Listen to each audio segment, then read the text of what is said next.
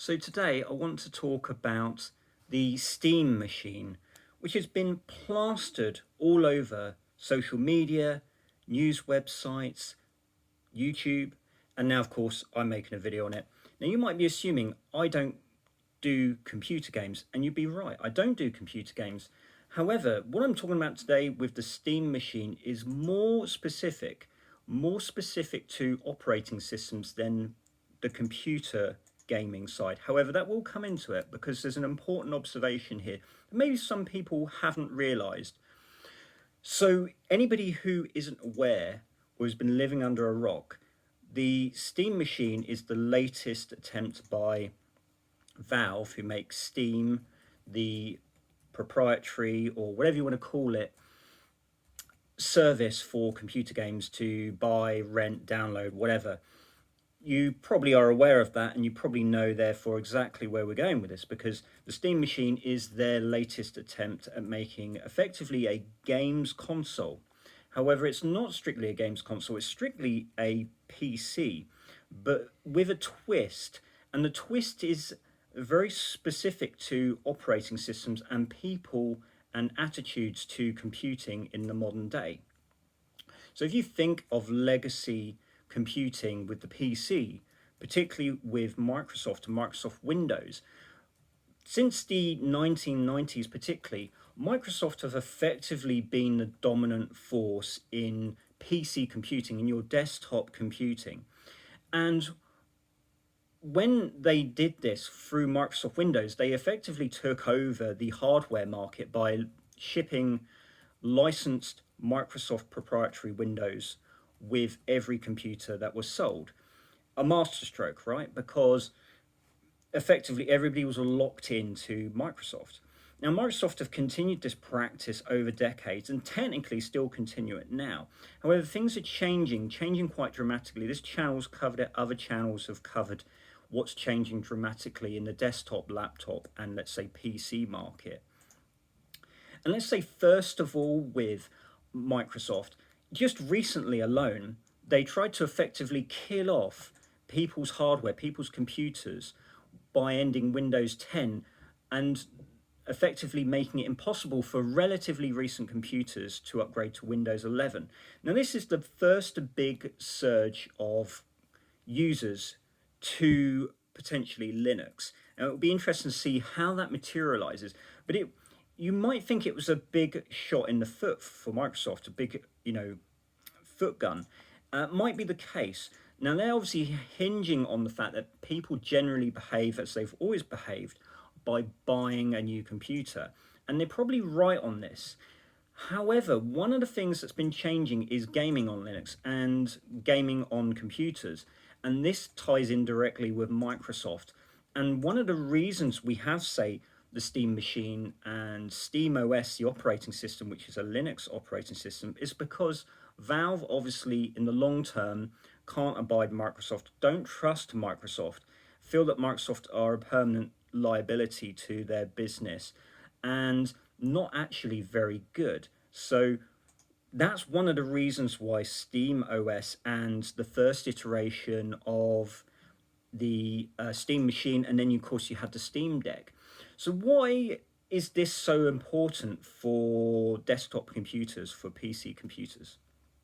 Because presumably, again, the Windows 10 ended. We're assuming maybe Windows 11 will still be the dominant operating system and not a Linux or even Mac. It's because of this. If you look at modern behaviors with computers, one of the big things about, let's say, particularly younger people and even older people now, is that their computing is effectively done by this, right? What I'm recording this on, your mobile phone. And the desktop computer has almost started to be relegated to the office and business, and of course computer games. Okay, can you see where I'm going with this? So the clever thing with the Steam machine is, what it does is it recognizes that people who still want a desktop can have that with the Steam OS. They can effectively have a PC, but they flipped it on its head. Whereas nowadays, if people want a gaming PC, they obviously buy a PC, right? And they buy the PC to set up the gaming.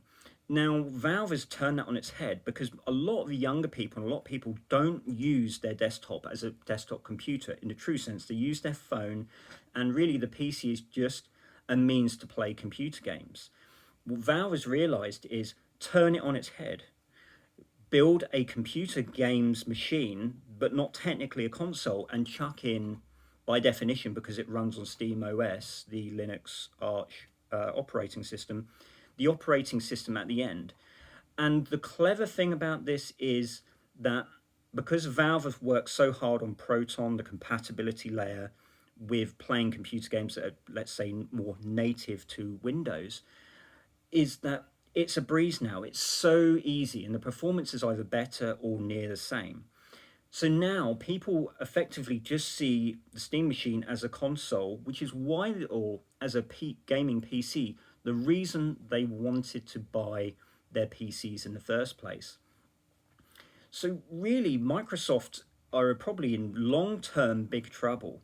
Now, this might not just be because of this Steam machine, but it seems to me an inexorable end to Microsoft's dominance. Things are beginning to crowd around them. We all know Windows 11 is a disgrace of an operating system, so horribly made that the start menu doesn't even load properly half the time, and it's made with a web framework. I mean, this is just unbelievable. You know, people who normally are loyal to certain types of behavior, loyal to certain tropes, loyal to certain brands, are starting to think differently. This is why Linux has started to have its mini surge, and who knows where it goes. But I think even if it doesn't happen where the Linux desktop replaces Windows in, even if, say, 5 years, it's clear to me that Windows is on like an irreparable decline. The problems are mounting for it, and it doesn't seem that they either care or are willing to do anything about it. And you even see this with Mac OS, of course. You see that people have been fed up with Mac OS. They're fed up with these systems where you're locked in, you have no options, no control, and they see that Linux desktop certainly has come of age, is in the opposite, on an inexorable rise. And because of companies like Valve and because of other big companies, you know, investing in Linux in different capacities, it seems that the desktop is only going to get either better or more popular. So it will be interesting to see how well the Steam machine does, but it seems to me it's just like another nail in Microsoft Windows coffin, because they're giving everybody every reason to dump them now. And remember this, you know, when I said earlier in the video that Microsoft had everybody buy through control by having the hardware ship with Microsoft Windows. This is going to be clearly somewhat popular device, the Steam machine, and of course it's a device or a piece of hardware that Microsoft will not ship on, as it will have Steam OS, which is Linux, running Arch Linux. So again, things are starting to mount for Microsoft, and even things like Adobe and other proprietary services that they creatives like can now technically be used on Linux. And again, this is only going to improve. Popular proprietary software that maybe you and I don't like, but creatives do, will want to use, will end up perhaps using it on Linux. And because Linux won't be a big barrier that it's used to, I mean, there's still going to be the issue with hardware, but it seems that the Microsoft bubble is starting to burst. They've created so many problems for themselves, whether they sat on their laurels, they've taken their customers for granted, like they always have, but because Linux and the desktop have upped their game. And of course, Mac OS, Apple have really started their slide, their inexorable demise in the desktop space. Maybe these companies have got on their minds, you know, their services like Apple TV, Microsoft with its cloud and Azure services, and of course Apple with its, you know, just making handsets, making the hardware anyway, and then shipping with, you know, think of like phones, for example. Of course, who has a Microsoft phone anymore? Nobody. Microsoft quickly lost that market even before they had a chance to get established. And Android, although with its future problems with Google, doesn't seem any time to change. So it just seems like Microsoft's one big leverage in the hardware market through the desktop seems to have gone, like the Windows server side went years ago. This will be slower, longer, and more painful, I think, for Linux to overtake it. But I don't think there's any way back. Let's be honest about it. They don't even care. This is the thing. I don't even think they care anymore. This is the strange thing.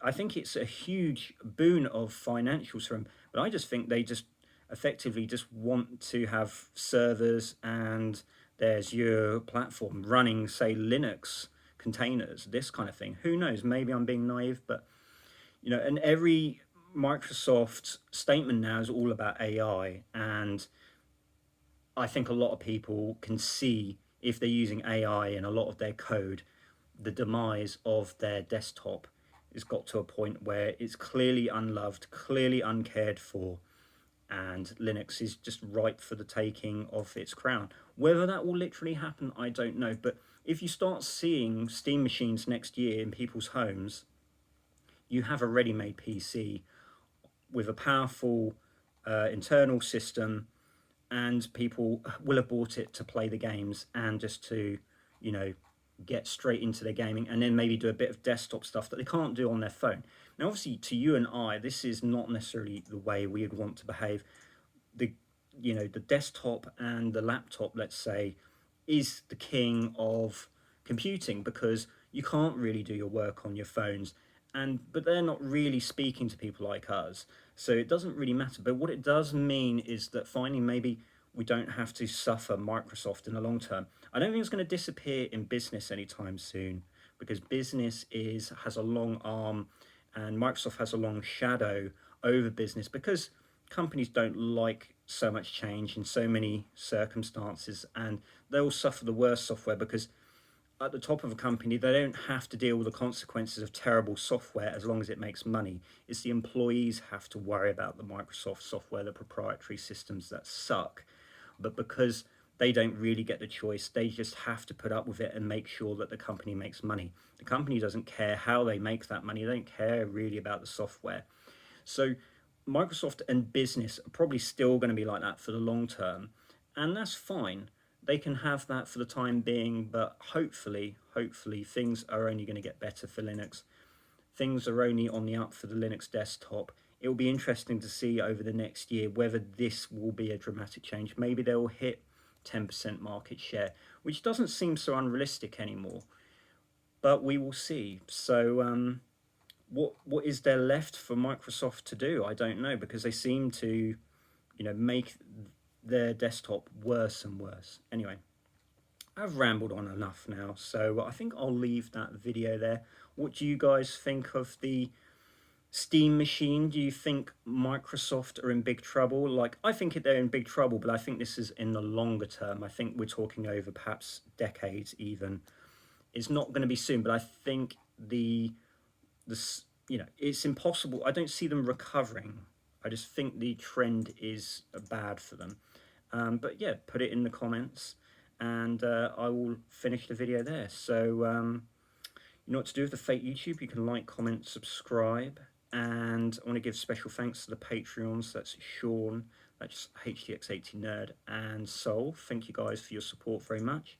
If you'd like to be a Patreon, check down in the description. There's a link there, and I'd really appreciate your support. And oh yeah, we're up to 2,000 subscribers now. How great is that? So yeah, I'll see you in the next one.